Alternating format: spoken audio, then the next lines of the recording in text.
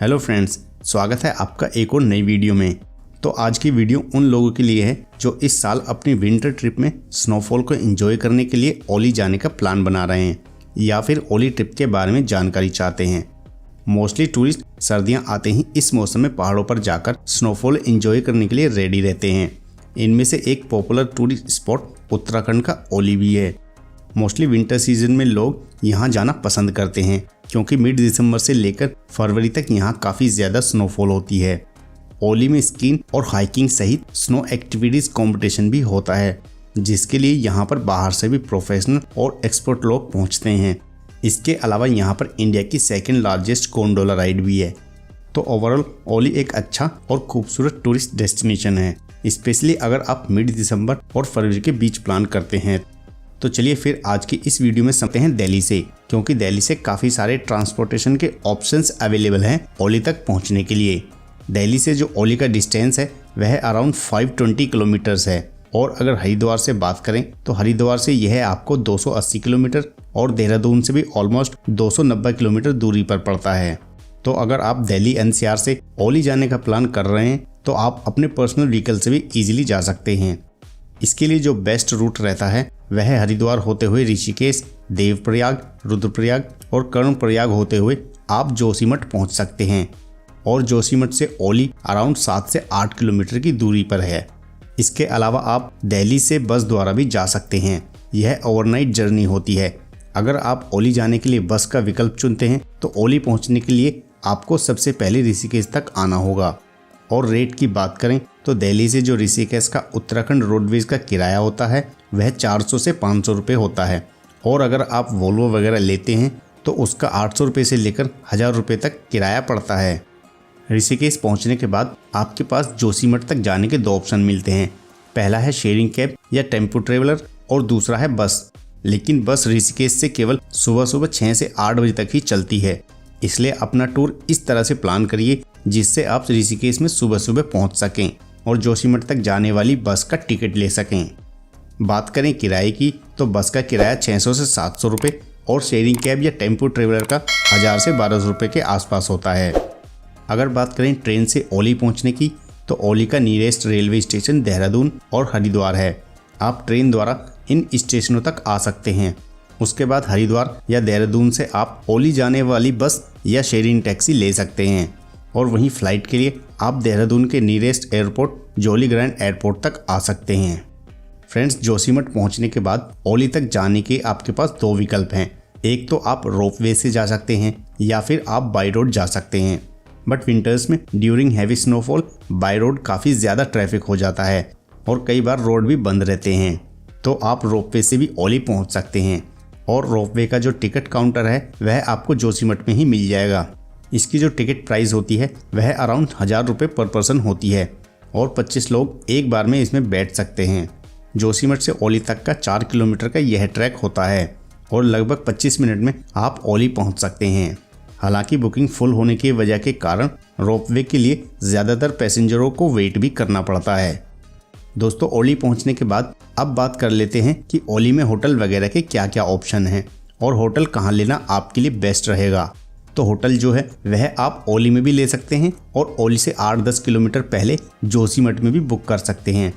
जोशीमठ में आपको 1000-1500 से 2-2500 रुपये तक के होटल ऑप्शंस देखने को मिलेंगे, और ओली में जो होटल वगैरह के प्राइस स्टार्ट होते हैं वो होते हैं 3, 4 या 5000 से।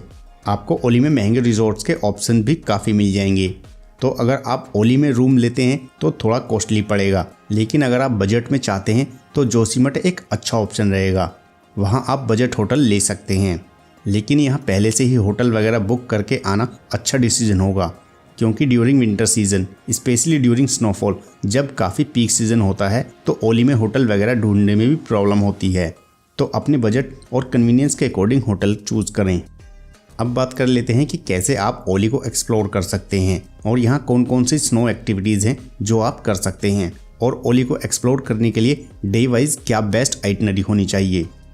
तो फ्रेंड्स, जिन लोगों ने होटल जोशीमठ में लिया है वो पहले दिन सबसे पहले जोशीमठ से रोपवे बुक करके केबल कार से स्नो कवर्ड माउंटेन्स और हिमालयन पीक्स के अमेजिंग व्यू एंजॉय करते हुए ओली के लास्ट पॉइंट तक जा सकते हैं।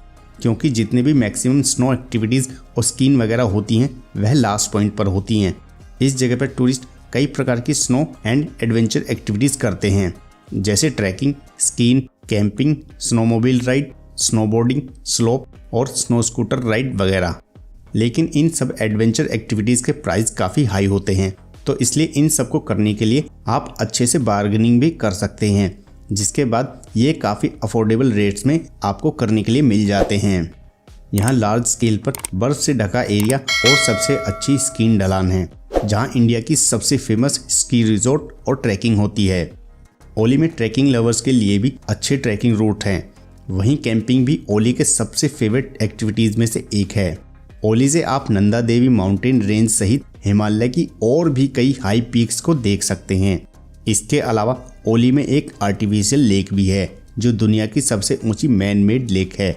सर्दियों में ये लेक पूरी तरह से बर्फ से जम जाती है। यहाँ रोपवे की जो टाइमिंग है वह सुबह 9 बजे से शाम 4 बजे तक रहती है, इसलिए पूरे दिन एंजॉय करने के बाद आप टाइम से वापस भी आ सकते हैं और नेक्स्ट डे का शेड्यूल आप बाकी के लोकल प्लेसेस को घूमने के लिए प्लान कर सकते हैं, जिसमें आप शुरुआत कर सकते हैं गोरसों बुग्याल से। यह एक ब्यूटीफुल टूरिस्ट प्लेस है, जहां पर आप नंदा देवी, द्रोण और त्रिशूल जैसी माउंटेन्स पीक्स के दृश्यों को एंजॉय कर सकते हैं। यह बड़े बड़े ओक के पेड़ों से घिरा हुआ है। इसके लिए आपको ओली हिल स्टेशन से इस प्लेस तक पहुंचने के लिए लगभग 3 किलोमीटर की ट्रैकिंग भी करनी होती है। उसके बाद आप विजिट कर सकते हैं क्वानी बुग्याल। क्वानी बुग्याल गुरसों बुग्याल से लगभग 12 किलोमीटर दूर और 3380 फीट की ऊंचाई पर स्थित है। क्वानी बुग्याल ट्रैकर्स के बीच एक पॉपुलर डेस्टिनेशन है। नंदा देवी और दूनगिरी जैसे बर्फ से ढकी पहाड़ों के खूबसूरत व्यूज़ के साथ यह एक फेवरेट कैंप साइट है, जिसे भी मोस्टली टूरिस्ट विजिट जरूर करते हैं। यहाँ पर कुछ समय बिताने के बाद आप जा सकते हैं त्रिशूल पीक। ये 3 हिमालय माउंटेन्स पीक्स का एक ग्रुप है, जो त्रिशूल आकार की दिखाई देती है। त्रिशूल पीक पर आने वाले टूरिस्टों के लिए बेस कैंप ट्रैकिंग भी उपलब्ध है। यहाँ आप ट्रैकिंग, कैंपिंग और स्कीइंग कर सकते हैं।